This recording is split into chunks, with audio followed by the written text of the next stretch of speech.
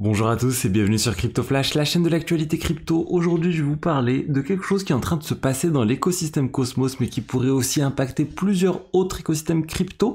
C'est un risque de sécurité non négligeable et c'est un drama en fait en cours. Je vais revenir sur cette histoire. On va aussi parler de plein d'autres sujets. Je vais vous parler de Thorchain, on va parler aussi de Corée du Nord et de plein d'autres choses. Pour ceux qui ne connaissent pas la chaîne, tous les jours je vous fais une synthèse des meilleures actualités du jour sur les crypto-monnaies. N'hésitez pas à vous abonner et à activer la cloche. Au niveau du cours des crypto-monnaies, une légère hausse aujourd'hui. On est à plus 0,4%. Bref, il s'est pas passé grand chose au niveau du prix. Mais je voulais vous parler de Cosmos et de Neutron. Qu'est-ce qui se passe? Donc Cosmos, c'est cet ensemble de blockchains qui communiquent entre elles, qui peuvent communiquer entre elles via un moyen de communication. Et ils ont aussi tout un système qui s'appelle Replicated Security, la sécurité partagée par plusieurs blockchains de l'écosystème Cosmos, avec le Cosmos Hub en blockchain principale, avec les validateurs du token Atom qui peuvent valider du coup plusieurs chaînes différentes et obtenir des récompenses sur ces chaînes. Et en fait, il s'est passé quelque chose ces derniers jours avec la blockchain Neutron, qui est une blockchain de l'écosystème Cosmos, qui utilise le Cosmos Hub pour l'aspect réplication de la sécurité. Donc Neutron, une blockchain pour les smart contracts. Et la première blockchain qui s'est lancée avec l'aspect replicated security, donc sécurité partagée. Mais cette blockchain Neutron, ils ont publié une mise à jour de leur version, de leur logiciel, la 1.04, qui indiquait ne vous inquiétez pas, il n'y a pas de problème de consensus avec cette version, vous pouvez la mettre à jour petit à petit, sans stress, sans rien. Le problème, c'est qu'il y a certains validateurs de Cosmos qui avaient plusieurs versions, notamment la 1.04 et d'autres versions qui tournaient en même temps, et ça a bien créé un bug de consensus qui fait que la blockchain a quasiment arrêté de fonctionner pendant un moment, et il y a eu des validateurs qui ont signé deux fois un message différent, donc ça posait problème. En fait, ils ont signé deux fois, ils ont envoyé deux messages signés pour le même bloc. C'est quelque chose qui ne se fait pas, qui mérite une punition sur l'écosystème Cosmos, mais c'est quelque chose qui est assez courant un peu partout quand il y a des systèmes en proof of stake. Quand vous faites des choses irrégulières avec le protocole, vous pouvez être condamné à quelque chose qui s'appelle du slashing. C'est quoi le slashing? Ça consiste à une réduction des tokens que vous avez mis en jeu. Le proof of stake, c'est quoi en fait? C'est une mise en jeu de tokens pour valider la blockchain, et si jamais on fait n'importe quoi, et ben on est puni et on nous prend en fait nos tokens ou une partie de nos tokens. C'est quelque chose qui existe sur Ethereum, c'est quelque chose qui existe sur la plupart des vrais proof of stake. Pour moi, quand il y a du proof of stake sans risque de perdre les tokens qu'on stake, c'est pas réellement du proof of stake. Parce qu'il y a rien, il n'y a pas vraiment d'enjeu. Bref, qu'est-ce qui s'est passé? Du coup, il y a eu deux validateurs différents qui ont eu ce bug. C'est pas quelque chose de mal intentionné. Ils avaient plusieurs versions du logiciel Neutron qui tournaient en même temps avec des versions différentes. Ça a causé un bug. Et là, en fait, la communauté est en train de décider s'il faut slasher ou non les validateurs en question et même les bannir quasiment de l'écosystème. Ça veut dire qu'ils risquent de perdre les atomes ou une partie des atomes qu'ils ont mis en jeu. La proposition là, elle est encore en train d'être votée, il y a jusqu'au 24 août, il y a une majorité de non pour l'instant, et il y a un grand débat en fait qui est en train d'avoir lieu, c'est est-ce qu'il faut ou non punir ces personnes, et surtout est-ce que c'est la bonne manière de fonctionner sur Ethereum ou sur le Cosmos Hub. Quand il y a ce type d'événement, normalement, il y a un slashing automatique qui est réalisé.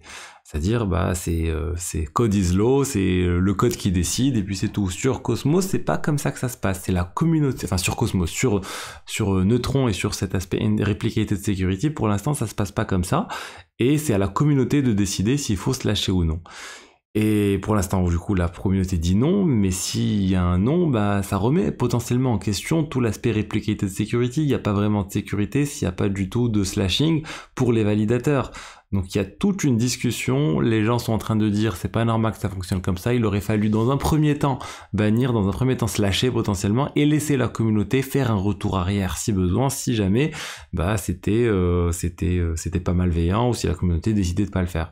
Moi je suis plus de l'avis qu'il vaut mieux slasher d'abord pour montrer vraiment qu'il y a un risque, qu'il faut faire attention quand on est validateur. La problématique, c'est que les personnes vont se rendre compte qu'ils risquent de perdre pas mal de crypto en faisant ça et ils risquent de pas valider ces multiples chaînes en parallèle. Et c'est quelque chose qui pourrait très bien arriver un peu partout. À chaque fois qu'il y a du proof of stake, je vous dis donc par exemple sur Lido Finance, il faut savoir que quand vous stakez vos Ethers sur Lido et que Lido, imaginons qu'il y a un bug sur leur logiciel, et potentiellement c'est possible d'être slashé et de perdre une partie des Ethers que vous avez stakés. Et ça c'est automatique, il n'y a pas de discussion de la communauté ou autre. Et là surtout, moi ça m'a rappelé Eigenlayer, le protocole qui arrive et qui devrait prendre pas mal de parts de marché au niveau du staking sur Ethereum. C'est un système de restaking. Les personnes qui ont de l'Ether staké pourront aussi valider d'autres blockchains et mettre en jeu leurs tokens pour en fait valider ces blockchains et avoir un risque potentiellement de se faire slasher. Donc disons que le message de cette vidéo, c'est le staking, c'est bien. Moi je suis le premier à staker, mais sachez qu'il y a toujours un risque. Le risque, c'est de perdre les cryptos ou une partie des cryptos qu'on a stakés. Donc soyez vigilants sur les diverses technologies de staking que vous utilisez. Le restaking va induire un meilleur rendement, mais encore plus de risques. Et c'est un peu du restaking ce que fait Cosmos avec le Replicated Security. Vous validez d'autres chaînes, mais vous êtes à la merci d'un bug sur l'autre chaîne potentiellement, qui peut entraîner un slashing de vos tokens. Donc voilà, c'était le sujet slashing. On va parler ensuite de Torchain. Torchain, ça a pas mal monté ces dernières semaines. Le cours, il a quasiment doublé. Enfin, on peut voir, regardez, sur 14 jours, on est passé en fait de $1, de moins $1, de 0,9$ à 1,8$, donc x2. Après, bien sûr, si on prend une durée beaucoup plus longue, on est bien loin des plus hauts historiques du token Rune, c'est le token de Torchain. On rappelle, Torchain, ils ont subi plusieurs piratages au début, ce qui a vraiment entraîné une perte de confiance un peu sur cet écosystème, mais c'est très intéressant ce qu'ils font. Torchain, c'est, si on va dire, un exchange décentralisé entre plusieurs blockchains différentes. C'est pas vraiment un bridge, c'est-à-dire on peut échanger du pur Bitcoin, un token, enfin du Bitcoin, du BTC de la blockchain Bitcoin contre de l'Ether de la blockchain Ethereum de manière décentralisée, sans passer par des wrap tokens ou autres. C'est très intéressant, ils le font à travers plusieurs blockchains différentes. Ça se positionne plus comme un concurrent aux exchanges centralisés, je dirais, qu'aux exchanges décentralisés. C'est-à-dire, imaginez que, je sais pas, du jour au lendemain, il n'y a plus de Binance, il n'y a plus de tout ce type de protocole, et pour échanger des cryptos entre blockchains, Torchain pourrait vraiment servir. Et là, ils ont introduit une nouvelle fonctionnalité, les streaming swaps. Ça permet de diviser, on va dire, un swap géant de plusieurs millions de dollars en plusieurs swaps au cours de 24 heures. Donc de profiter de plus de temps pour réaliser le swap. Ça a pas mal marché aussi, ça aussi. Et là, ils sont sur le point de lancer leur protocole de lending. Ça devrait vraiment arriver, c'est imminent. Donc avoir comme du AAV en fait, déposer des cryptos, emprunter des tokens sur ces cryptos. C'est imminent, ils sont en train de faire ça, ils doivent atteindre un certain niveau de token, bref, ça arrive, donc dites-vous que ça va, voilà, je pense que j'ai pas le jour exact, mais c'est sur le point d'arriver, et le token marche plutôt bien grâce à ça, et je voulais faire un zoom sur ce projet. Je suis pas exposé, j'ai pas investi sur ce protocole, mais c'est quelque chose qui m'intéresse et que je suis vraiment. Ensuite, nous allons parler de la Corée du Nord. La Corée du Nord avec ce nouveau rapport de TRM Labs, qui indique en fait qu'au cours des 5 dernières années, la Corée du Nord aurait volé 2 milliards de dollars en crypto, et sur l'année 2023, ils auraient déjà fait 200 millions de dollars, notamment grâce à Atomic, vous vous rappelez le wallet Atomic Wallet en fait, qui a été piraté, et il y a eu énormément de personnes qui ont perdu de l'argent sur ce wallet, et c'était un piratage très très poussé, parce qu'on a rarement vu des piratages de wallet crypto vraiment direct. Et cette news, c'était plus il y a quelques jours, mais je pense pas vous en avoir parlé. C'était Mastercard en fait qui a créé un programme avec plusieurs partenaires dont Ripple pour créer des CBDC.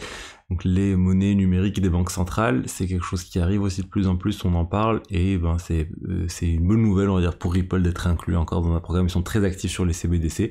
Donc je voulais aussi vous en parler. Il y a aussi Consensus, la maison qui est derrière, enfin la maison mère de MetaMask.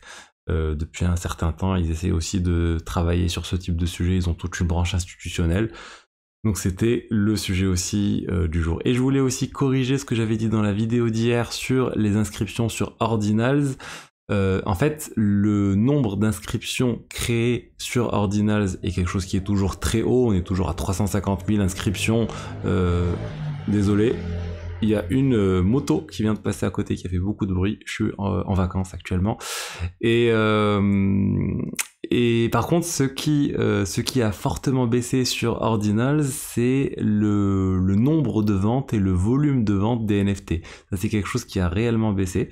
Mais voilà, ça se voit pas forcément quand on voit le nombre d'inscriptions créées parce qu'il y a pas mal d'usages quand même sur Ordinals actuellement. Donc voilà ce que j'avais à vous dire aujourd'hui sur les diverses actualités crypto du jour. J'espère que le contenu vous a plu. Si c'est le cas, n'hésitez pas à liker, à commenter, à vous abonner. Je vous dis à demain pour la suite. Au revoir.